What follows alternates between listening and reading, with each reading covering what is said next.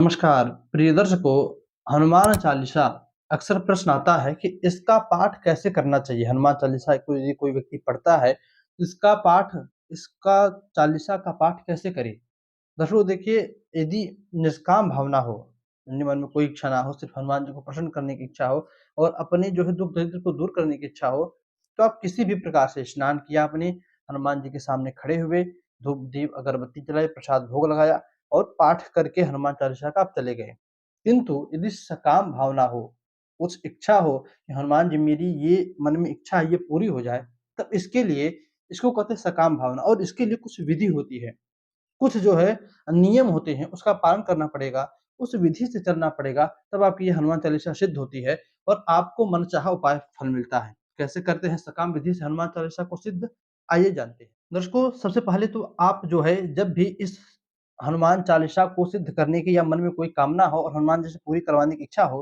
तो खास करके आप जो है मंगलवार के दिन से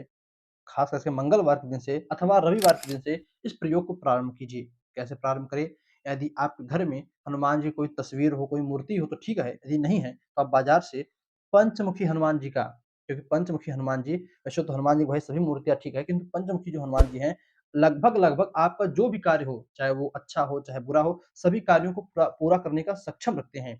तो पंचमुखी हनुमान जी की आप तस्वीर या मूर्ति खरीद कर वैसे मैं तो कहूँगा तस्वीर ही खरीद कर लाइए क्योंकि घर में मूर्तियों को रखना वर्जित है। तो तस्वीर खरीद कर लाइए और अपने मंदिर में जहाँ पर आपको ये पूजा करनी है, जहाँ पर ये विधि करनी है, साफ जगह पर कहीं उस मूर्ति को स्थापित कीजिए, उस तस्वीर को स्थापित कीजिए। सामग्री में आपको लाल हनुमान जी के लिए लाल रंग का कपड़ा,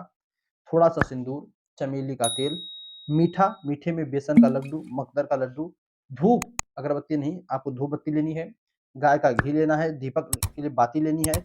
सराई लेना है और फूल लेना है। ये सारी सामग्री जुटाकर लाल आसन ले लीजिए और कोशिश कीजिए कि आप जब विधि करने बैठो, हनुमान जी का वह पाठ करने बैठो, तो अपने भी लाल वस्त्रों को धारण करके बैठो। दर्शकों,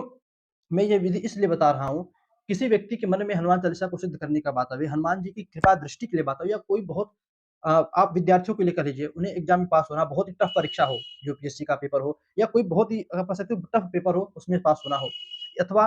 उनको बल प्राप्त करना हो, यश प्राप्त करना हो, धन प्राप्त करना हो, विद्या प्राप्त करनी हो, किसी भी प्रकार की सिद्धि प्राप्त करनी हो, अभय होना हो, किसी से डर नहीं लगे, इस प्रकार का कोई मन में कामना हो, इस प्रकार से यदि मैं जो विधि बता रहा हूँ, इस विधि से आप हनुमान चालीसा को सिद्ध करते हो या हनुमान जी की कृपा धारण करते हो, तब आपको जो है बहुत ही उत्तम तरीके से देखिए, हनुमान जी को प्रसन्न करने के लिए सबसे सबसे सूक्ष्म उपाय है हनुमान चालीसा। तो हनुमान चालीसा को कैसे सिद्ध करें? सारी सामग्री आपने जुटा लिया। इसके बाद आप रविवार या मंगलवार के दिन से विधि को प्रारंभ करते हैं, स्नान कर लीजिए प्रातः काल। मैं तो कहूँगा आप उस दिन सूर्योदय के पहले उठिए और आज से लेकर लगभग-लगभग 40 दिनों का यह कार्यक्रम मैं आपको बता रहा हूँ, किंतु आप जितना अधिक कर पाओ 100 दिन, 200 दिन, सवा साल, जितना अधिक आप कर पाओ उतना ही आपके लिए अच्छा है, किंतु कम से कम 40 दिन तो अवश्य कीजिए। तो 40 दिनों तक आपको एक चीज़ हमेशा ध्यान में रखनी है कि आपको झूठ नहीं बोलना है, ब्रह्मचर्य का पालन करना है, किसी के प्रति जो है मन में बुरी भावना कि उसे मार दूँ, उसे ये कर दूँ, उसे ये कर दूँ, ये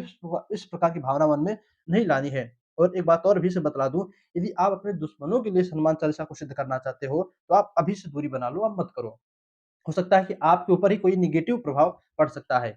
तो विद्यार्थी लोग जो भविष्य में सक्सेस होना चाहते हो, सफलता को प्राप्त करना चाहते हो, वो लोग सामाजिक सामग्री जुटाने के बाद नियम का पालन करने के लिए